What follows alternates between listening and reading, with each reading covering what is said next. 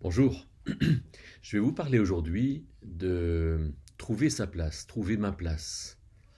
Il me semble que c'est quelque chose d'extrêmement important et en même temps de très particulier parce que on a l'impression que on peut pas mettre des règles, on peut pas bien définir où est ma place de manière très précise. Et pourtant, trouver sa place, c'est-à-dire être à ma place, tout seul, dans mon couple, dans ma famille, dans mon travail, dans l'église, dans le voisinage, être à ma place, c'est quelque chose de fantastique.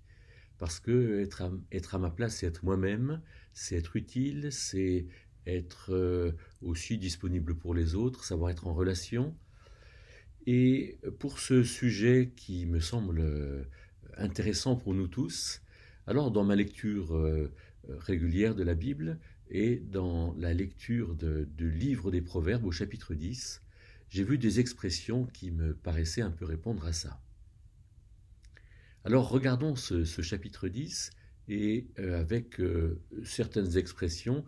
La première, elle est au verset 3 où je lis «L'Éternel ne permet pas que l'homme juste souffre de la faim». Alors, dans l'absolu, on se dit, oulala, il y a tellement de personnes qui souffrent de la faim sur la face de la terre que ça paraît incroyable d'accepter ça. Il faut un peu le relativiser, il faut le voir autrement.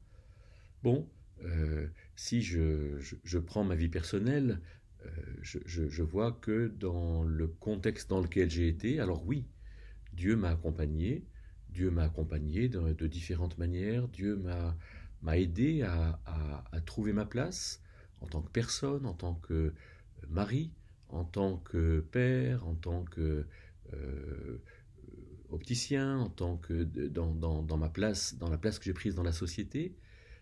Et donc Dieu m'a permis finalement de recevoir chaque jour ce dont j'avais besoin, non seulement pour moi mais aussi pour ma famille, et en premier lieu pour manger.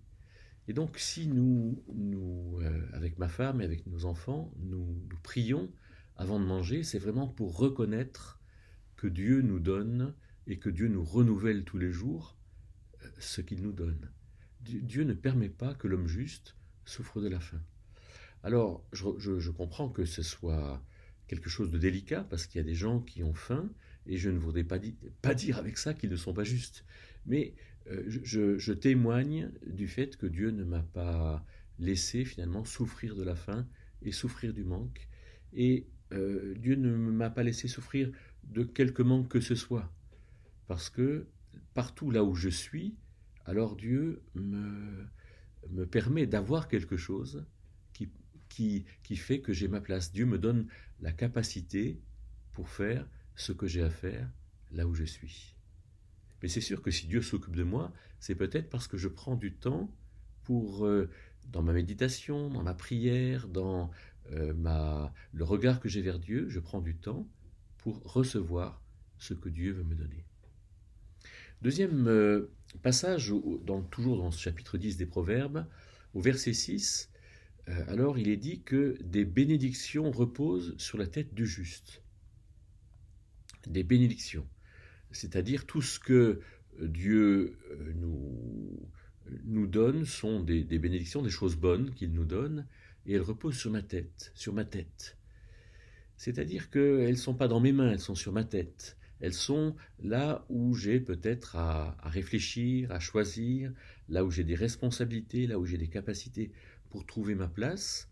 Il faut forcément que je prenne du recul sur le regard sur la situation dans laquelle je me trouve. Finalement, avec qui est-ce que je suis, qu'est-ce que j'ai à faire, qu'est-ce que font les autres, comment est-ce que je peux, moi, avec tout ça, agir en responsable, choisir pour faire quelque chose qui soit vraiment bénéfique pour moi, pour les autres, pour Dieu, sachant que cette solidarité avec les autres, c'est quelque chose vraiment que Dieu me confie aussi, que Dieu me demande de regarder au plus près.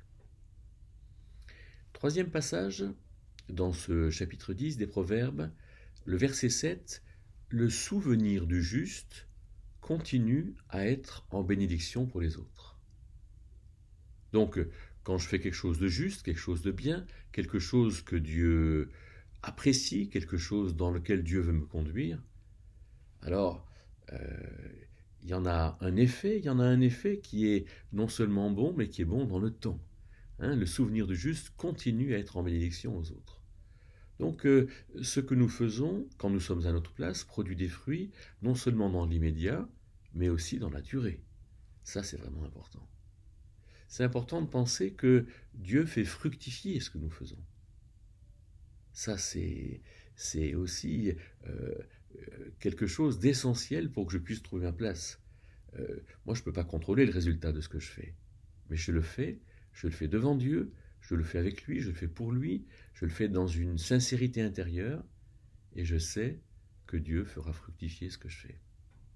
Mais alors, le souvenir du juste continue à être en bénédiction aux autres, ça peut vouloir dire que je peux être très sensible au regard des autres. Si par exemple les autres me disent ce que tu fais c'est pas tellement intéressant, bon, euh, ils ont peut-être raison, mais ils ont peut-être tort. C'est-à-dire que le regard des autres est important, mais pas essentiel. Il faut quand même que pour trouver ma place, je dise ce dont je suis convaincu, mais il faut que je réfléchisse. Pourquoi est-ce que ce que je dis euh, gêne les autres? Pourquoi est-ce que dans ce que les autres vont penser de moi, alors ils vont pas reconnaître mes qualités? Et donc voilà, le regard des autres est important pour que je trouve ma place, mais il ne faut pas que si les autres ne m'accordent pas une place, alors que je ne la trouve pas. On continue notre lecture dans ce chapitre 10 des Proverbes et on lit au verset 11 « Les paroles des justes sont une source de vie, mais celles du méchant cachent la violence. » Intéressant par rapport aux méchants de voir que leurs paroles peuvent cacher la violence.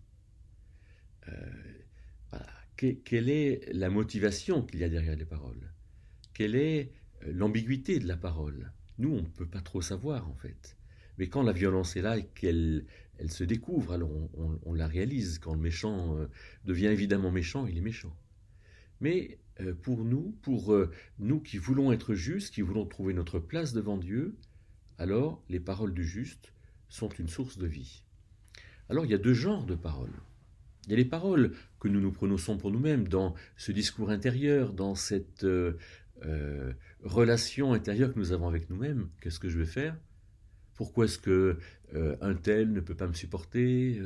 Qu'est-ce que je vais faire avec un autre tel quand je vais le voir pour collaborer avec lui ou avec elle?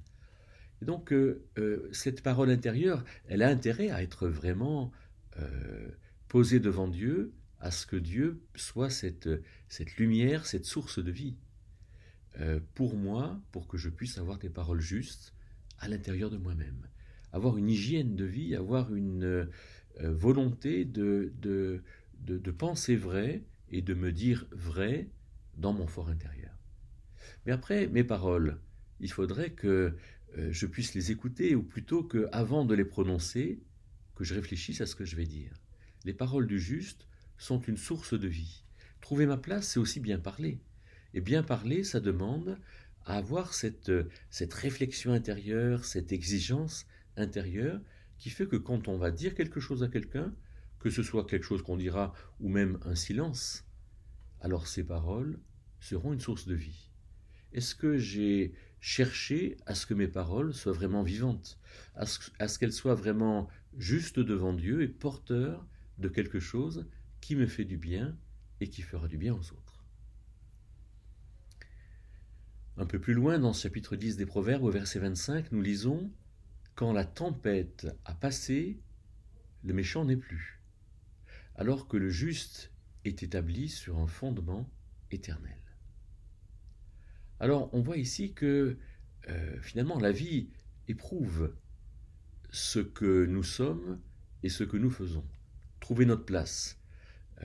Après un certain temps, on peut dire oui, j'ai trouvé ma place, j'ai appris un métier, j'ai appris à être en relation avec les gens, j'ai appris à construire même, et maintenant je réalise et j'apprends à apprécier que ce que j'ai fait s'est installé, j'ai construit quelque chose que j'ai fait. C'est pour ça que travailler avec Dieu et pour Dieu, c'est le meilleur pour la réussite.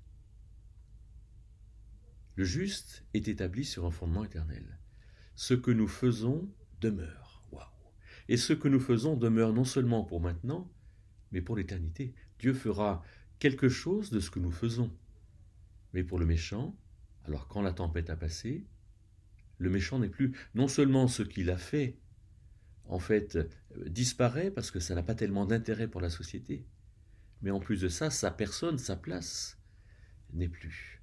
Et donc, trouver sa place, c'est certainement comprendre que tout ce que je le fais avec Dieu et que c'est quelque chose qui demeure.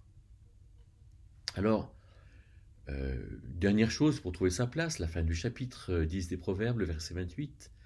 L'attente du juste débouche sur la joie, mais les espérances des méchants seront déçues. C'est sûr qu'on a tous des attentes. C'est sûr que toutes nos attentes n'aboutissent pas.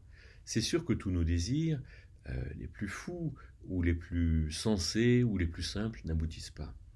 Mais par contre, ce que je pose devant Dieu, ce que je vais faire avec Dieu, l'attente que j'ai dans mon cœur de faire quelque chose qui va rester, quelque chose que Dieu va déclarer comme bon, alors cette attente-là, eh bien, avec Dieu, elle se réalise.